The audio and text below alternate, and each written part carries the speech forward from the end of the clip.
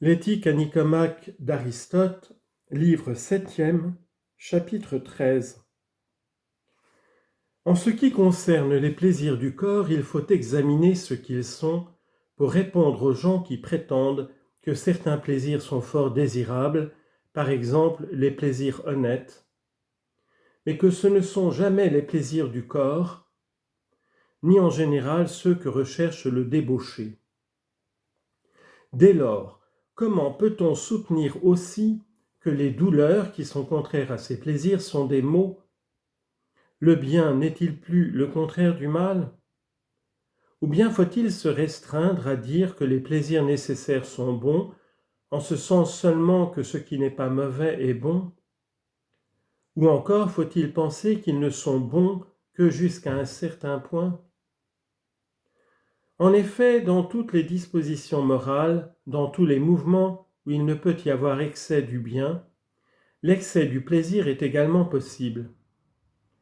Or, l'excès est possible dans les biens corporels, et le vice sous ce rapport consiste précisément à rechercher l'excès et non pas à ne rechercher que les plaisirs absolument nécessaires. Tous les hommes, sans exception, trouvent une certaine jouissance à manger les aliments, à boire les vins, à se livrer aux actes de l'amour, mais tous ne prennent pas ces plaisirs dans la mesure qu'il faut. Pour la douleur, c'est tout le contraire.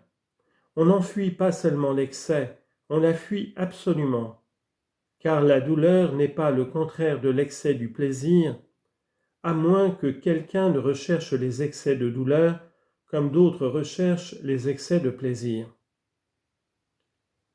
Mais il ne suffit pas de trouver le vrai. Il faut de plus expliquer la cause de l'erreur. C'est un moyen d'affermir encore la conviction qu'on a.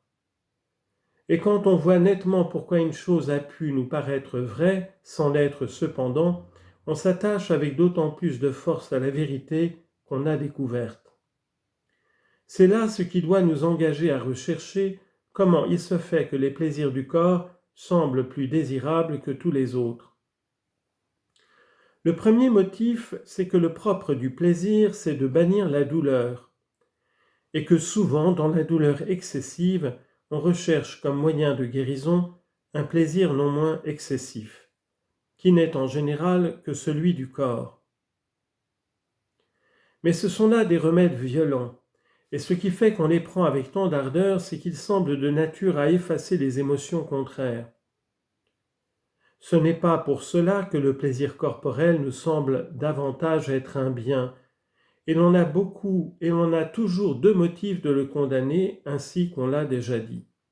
Le premier, c'est que les actes mêmes du plaisir ainsi compris n'appartiennent qu'à une nature dégradée, soit qu'ils résultent du fait de l'organisation et de la naissance, comme les plaisirs de la brute, soit qu'ils résultent de l'habitude, comme les plaisirs des hommes corrompus.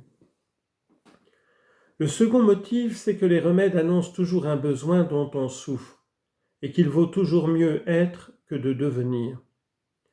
Or, ces plaisirs n'ont guère lieu que quand ceux qui les goûtent cherchent à recouvrer leur état naturel. Et ainsi, ils ne sont bons que par accident, ou indirectement en grec kata sumbebekos. En outre, ces plaisirs ne sont recherchés à cause de leur vivacité même que par ceux qui ne sauraient en apprécier d'autres. Et c'est, on peut dire, se préparer à l'avance des soifs insatiables. Quand ces plaisirs n'ont pas des conséquences fâcheuses, on n'est pas blâmable de les prendre. Mais s'ils deviennent nuisibles, c'est un tort de les pousser aussi loin. Et ce qu'il explique, c'est que ceux qui s'y abandonnent n'ont point d'autre jouissance à se donner. Quant à cet état neutre qui n'est ni le plaisir ni la peine, il devient naturellement bientôt pour la plupart des hommes un état réel de souffrance, car l'être animé se fatigue sans cesse, comme le prouve du reste l'étude de la nature. Et l'on y démontre que même la simple sensation de voir et d'entendre est une fatigue, que l'habitude seule, comme on l'a dit, nous rend supportables.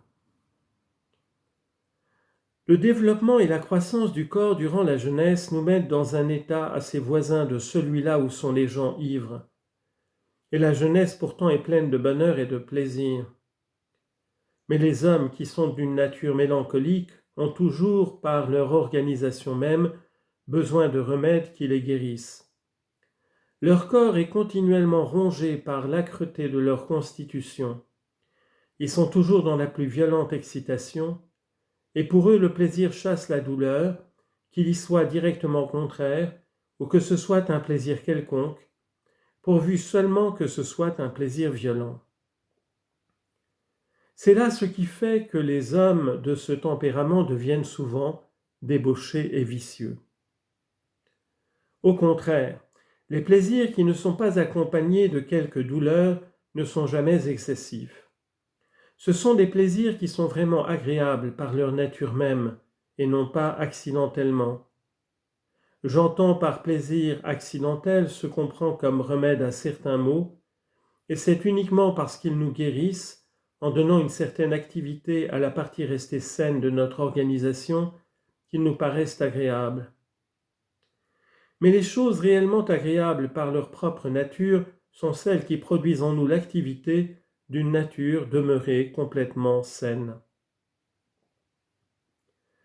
Si d'ailleurs il n'y a rien au monde qui puisse toujours également nous plaire, c'est que notre nature n'est pas simple, et qu'il y a de plus en elle quelque autre élément qui nous rend sans cesse périssables.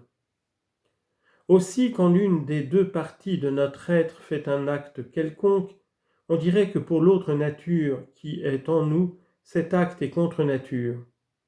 Et quand il y a égalité entre les deux, l'acte accompli ne nous paraît ni pénible ni agréable.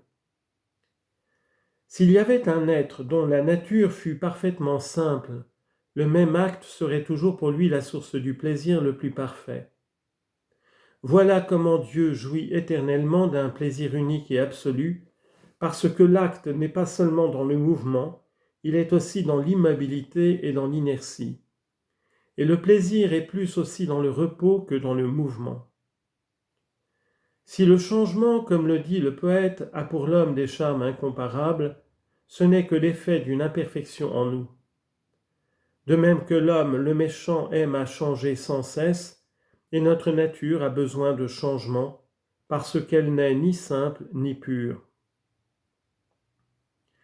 Je finis ici ce que nous avions à dire de la tempérance et de l'intempérance, du plaisir et de la douleur. Après avoir expliqué la nature de chacune de ces affections et fait voir comment les unes sont des biens et les autres des maux, il ne nous reste plus qu'à parler aussi de l'amitié.